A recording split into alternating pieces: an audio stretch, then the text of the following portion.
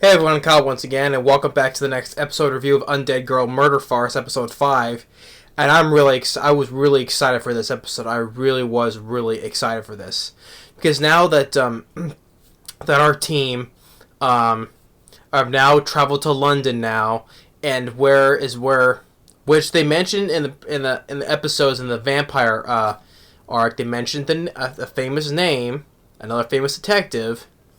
And that got me interested, and by the end of this episode, it paid off because I was really excited to see the world's greatest detective.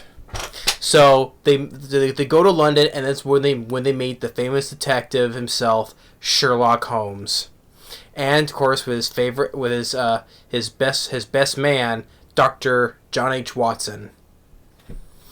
And so I was really excited. And how Holmes and Watson, how they looked, is as I thought. I think their character designs for this was pretty good as well. I mean, Watson, of course, with the traditional mustache that he always has, So, of course, being a fan of, which I mentioned before, of Basil Rathbone's Sherlock Holmes. He'll always be the one true Sherlock Holmes for me. As for my dad. And as for Nigel Bruce, as Dr. Watson as well. I've always said time and time, how much I enjoyed,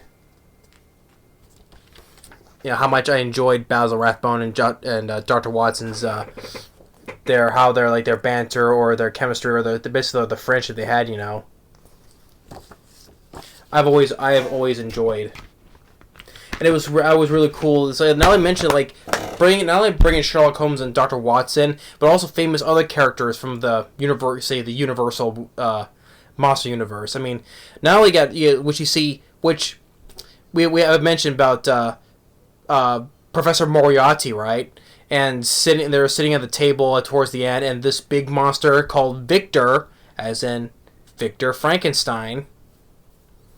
And then also at the start of the episode, where a guy's being tied up, and it turns out it's the Phantom of the Opera because he has a disfigured face. Well, it's mostly scarred more than disfigured though, but he does wear the half of the mask like how the Phantom of the Opera should, right?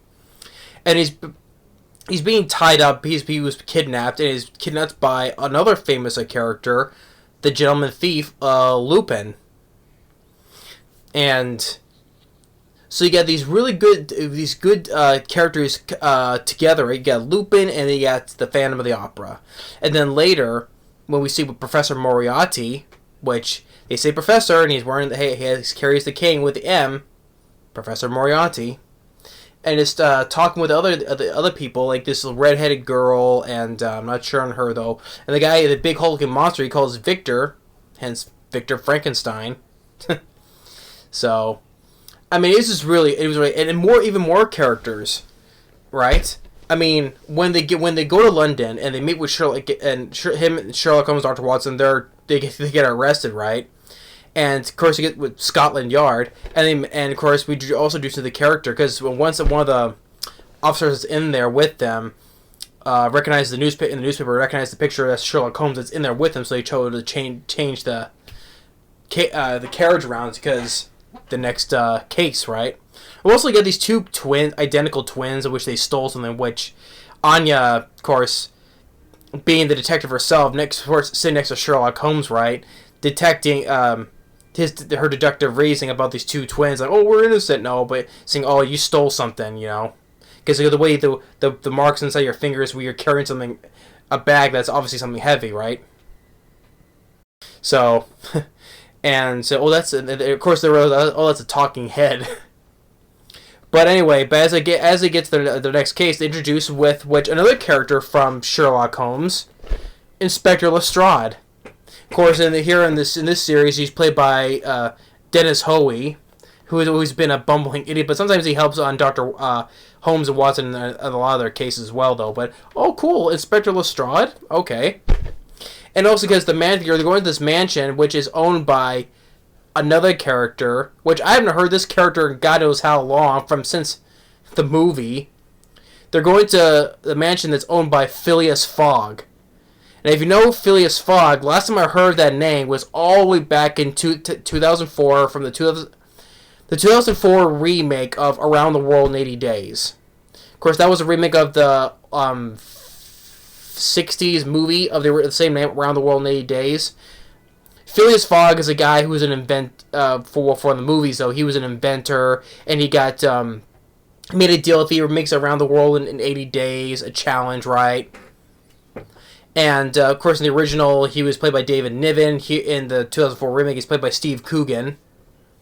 You know, among other movies, right? I'm like, oh, cool. Phileas Fogg. I haven't heard that name since basically from the 2004's Around the World in 80 Days with Steve Coogan and Jackie Chan. Wow. So all these characters, I'm like, no, you get Inspector Lestrade now, and now you can bring in Phileas Fogg now. Which, honestly, I'll just off the record, you know, off topic though, Around the World in 80 Days, the Disney 2004 remake. I mean, it wasn't. Yeah, you have a big ensemble cast though, but I just probably just got fallen out of interest on that movie though. I mean, with Arnold, you know, with him and his statue of himself, you know, I want my arm, you know. Yeah, this is flawed though, but yeah. But anyway, just bring in the character which I've not seen since that movie though. Because the whole gang together, and they're trying to they go to Phileas Fogg's mansion, which they want to, because basically to steal the. Basically, I think they say that Lupin is going to tell them, it's just because in the newspaper say, he's going to tell he's telling them that he's going to steal this diamond, basically this rare one of a kind diamond. It's called something Knight. I forget the name, how that name is pronounced, but something Knight. And say, we're going to steal it between from 11 o'clock to 11:30. And they go away down below where this vault is.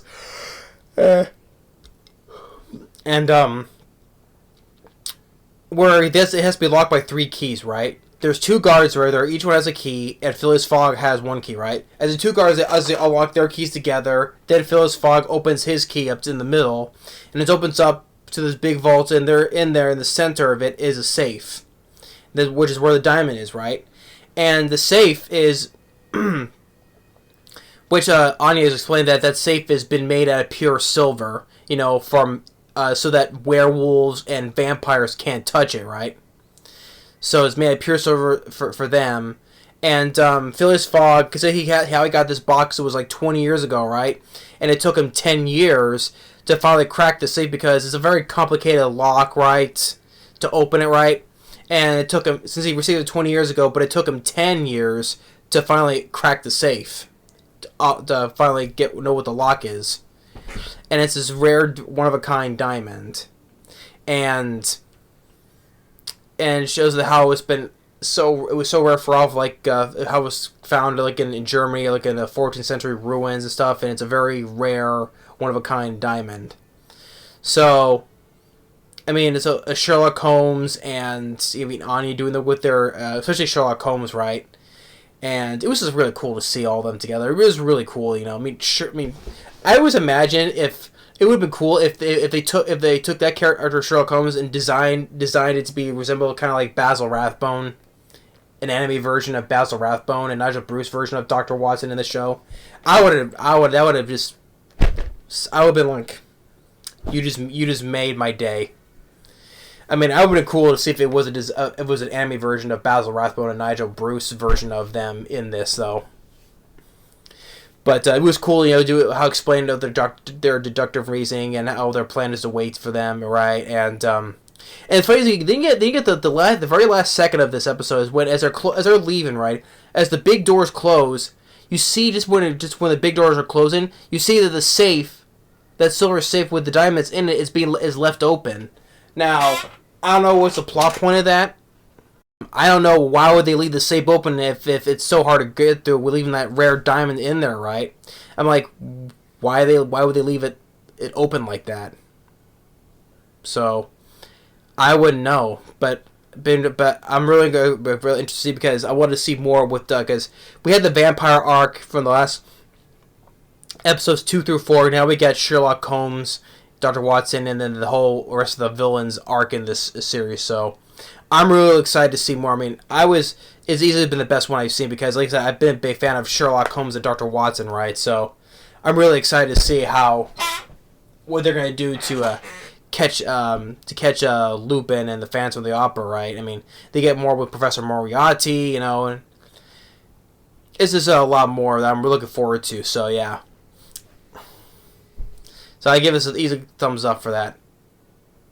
So I really enjoyed this. It was like Anya, a talking head, talking to Sherlock Holmes with their own deductive reasonings. That's just really cool to see. So I mean, this show has been really, when they interested with this. So I mean, introduced into Dr. Watson and Sherlock Holmes. I mean, that just I was all for it anyway. So it was really cool to see. Yeah, so introducing of Sherlock Holmes and Dr. Watson, and of course more of the famous Universal characters as well, so I'm really excited to see. So I'm looking forward to the next episode, and thanks for watching. Stay tuned for the next one, and we'll see you on the next one for Last Boss Queen. Later.